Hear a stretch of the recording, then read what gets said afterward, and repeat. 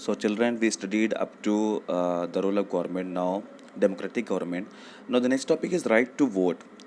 Like we read Gandhi ji in his journal Young India in 1931, how he wrote that what is the importance of right to vote and what is universal adult franchise.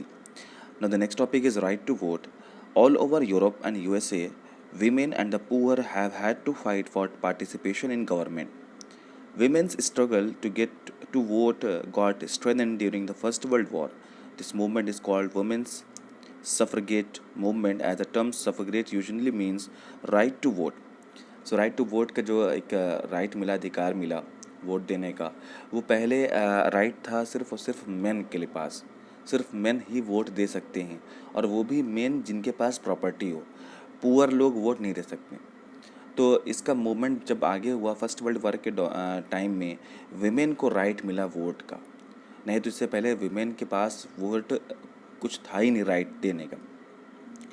Many during the war, many men were away fighting, and because of this, women were called upon to do work that was earlier considered men's work.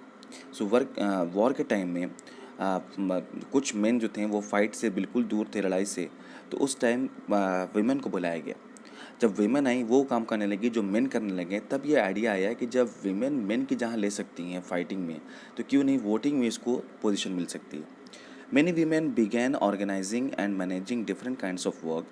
When people saw this, they began to wonder why they had created so many unfair stereotypes about women and what they were capable of doing. So women began to be seen as being equally capable for making decisions. The suffragettes demanded the right to vote for all women and to get their demands heard by chained themselves. सो जब लोगों ने देखा कि women जो हैं वो main की जगह फाइट कर रही हैं, वह ऑर्गेनाइज कर रही हैं, कई मीटिंग्स को रैली निकाल रही हैं, तो लोगों ने सोचा, जो फेमिनिस्ट थे उन्होंने सोचा कि क्यों ना जब विमेन मेन की जहाँ काम कर सकती हैं तो वुमेन को भी वो राइट दिया जाए जो मेन को मिल रहा है। सो इस तरह से जो स्टीरियोटाइप्स था वो ख़त्म हुआ और वीमेन को भी राइट मिला वोट देने का।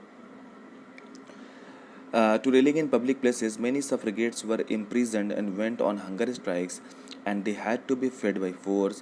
American women got the right to vote in 1920, while women in UK got to vote on the same term as men some years later in 1928. So इस तरह से men और women को भी वोट राइट मिला, पहले USA में फिर UK में, and then it went to India. इस तरह से राइट्स मिले वोट देने के लिए। अदरवाइज़ वीमेन को कोई भी राइट नहीं था, एजुकेशन का कोई भी राइट नहीं था, वो फ्री नहीं थी, वो लिबर्टी नहीं थी उनके अंदर। जो भी उनके फैमिली मेम्बर्स कहते थे वो उनको मानना होता था। ये एक स्टीरियोटाइप्स था, एक प्रथा थी, एक कल्चर था। तो एजुकेशन जब नहीं मिलेगी, जब वीमेन को एजुकेशन नहीं मिलेगी, तो वो किस तरह से कैपेबल होंगी अपने आप को में, कैसे वो कम्पीट करेंगे पूरे वर्ल्ड में। तो इस तरह से एजुकेशन आई। एजुकेशन के बाद बाकी सारे फील्ड्स में वीमेन को वो राइट मिला जिससे वो डिप्राइव की जाती थी, जिससे उनको हमेशा रोका जाता था। और क्यों रोका जाता था? क्योंकि सिर्फ और सिर्फ एक तरह का क्या था, ये स्टीरियोटाइप। तो रूढ़िवादी लोग थे, पुराने ख्याल के लोग थे। तो इस तरह से वीमेन को राइट मिला। USA, UK, इंडिया, इस तरह से इंडिया में, हमारी कंट्री में राइट टू वोट आया। So these are the maps where you can see the state level government and union territories all are here. This map you have to paste in your copy, and this is the district level how India map is divided. So next is we will do the question and answer discussion. This chapter is over. Compare the topics again with your NCERT book. Thank you so much.